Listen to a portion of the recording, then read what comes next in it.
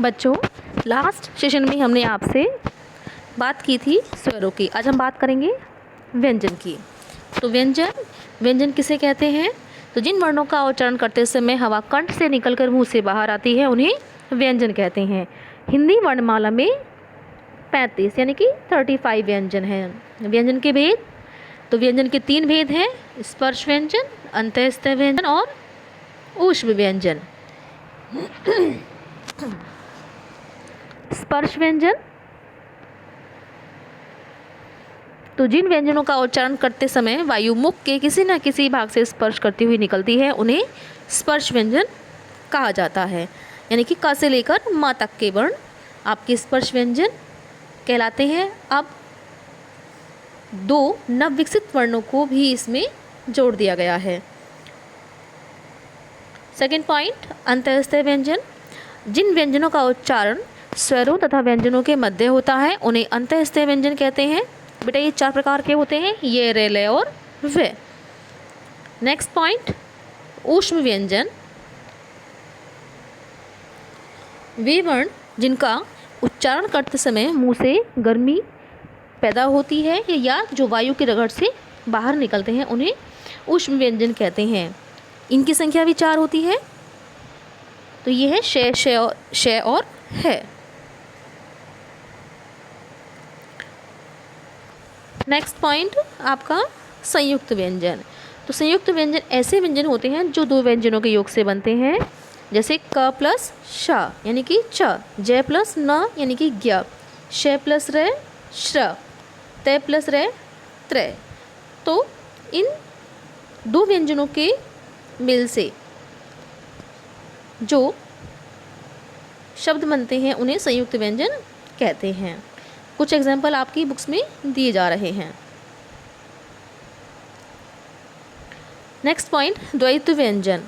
द्वैत मतलब का मतलब होता है बेटा जो 2 समान व्यंजनों के योग से बनते हैं। तो 2 समान व्यंजनों का मेल द्वैत व्यंजन कहलाता है। जो कुछ द्वैत व्यंजन इस प्रकार हैं, जैसे पक्का, सज्जा, लट्ठा। देखिए इन सभी में 2 समान वर्णों का प्रयोग हुआ है। तो व्यंजनों का वर्गीकरण भी 2 प्रकार से होता है बेटा, अल्पप्राण और महाप्राण। और स्वर तंत्री में श्वास कंपन के आधार पर भी 2 प्रकार का होता है, अघोष और सघोष। तो आपको यहाँ पर दिए जा रहे हैं अघोष और सघोष, अल्पप्राण तथा महाप्राण। तो आप बुक में से रीडिंग कीजिएगा और इन्हें समझने का प्रयास कीजिए। नेक्स्ट पॉइंट है आपका व्यंजन गुच्छ। तो व्यंजन गुच्छ किसे कहते हैं?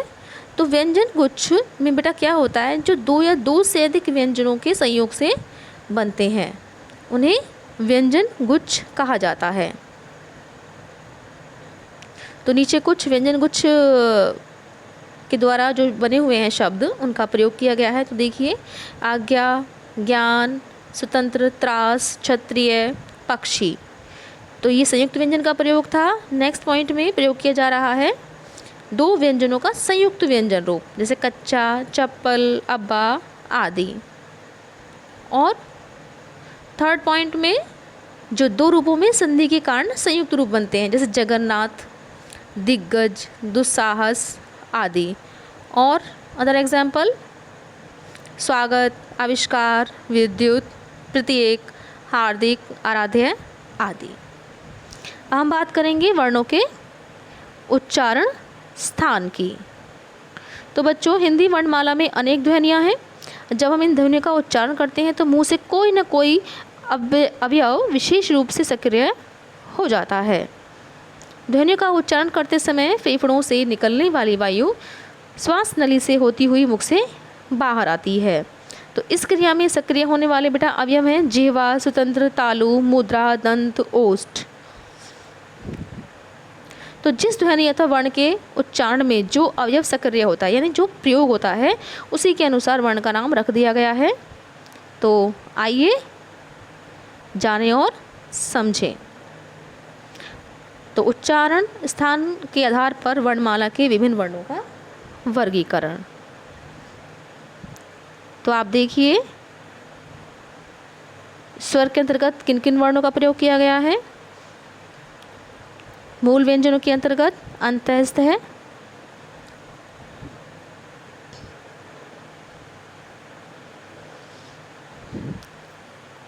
व्यंजन ऊष्म व्यंजन आदि। तो इस लिस्ट के आधार पर आप व्यंजनों को, स्वरों को बोलने का प्रयास करेंगे और जानेंगे कि कौन कौन से वर्ण कंठ और तालु से बोले जाते हैं, कौन से वर्ण नासिका से बोले जाते हैं और कौन से वर्ण दंत और ओष्ठ से बोले जाते हैं। अब हम बात करेंगे उच्चारण संबंधी अशुद्धियाँ। तो आइए जानें। कभी कभी उच्चारण करते समय हम अशुद्ध शब्द का प्रयोग करते हैं या लिखते समय। तो आइए जानें अशुद्ध को हम शुद्ध किस प्रकार लिखते हैं।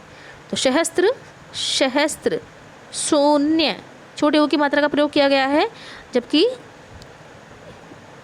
यहाँ पर बड़े ओ की मात्रा का प्रयोग होना चाहिए था शून्य। Diwali, not a Deepavali. तो इन्हें आप पढ़िए, समझिए और 10 वर्ड्स अपनी नोटबुक में लिखिए। चैप्टर की रीडिंग के बाद अब हम बात करेंगे क्वेश्चन आंसर्स की। तो बच्चों, आपने पाठ पढ़ा, समझा, इसी के आधार पर आप इन प्रश्नों के उत्तर अपनी नोटबुक में लिखेंगे।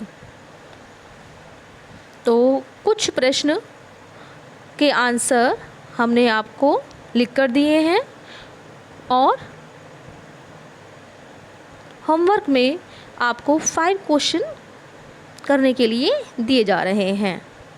तो जो हमने आपको लिख कर दिए हैं उन्हें आपको याद करना है और जो क्वेश्चन हमने आपको होमवर्क में दिए हैं उनको अपनी नोटबुक में आपको लिखना है।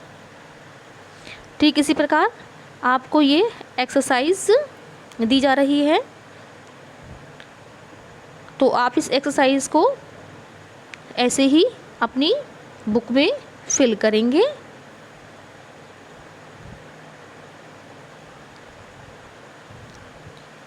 तो बच्चों, क्वेश्चन आंसर्स आपको होमवर्क में जो दिया जा रहा है उसे अपनी नोटबुक में कीजिएगा और एक्सरसाइज आपको अपनी बुक में करनी है।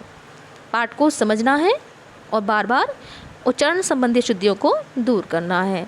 तो आज बस इतना ही। नेक्स्ट सेशन में हम पढ़ेंगे न्यू लेसन।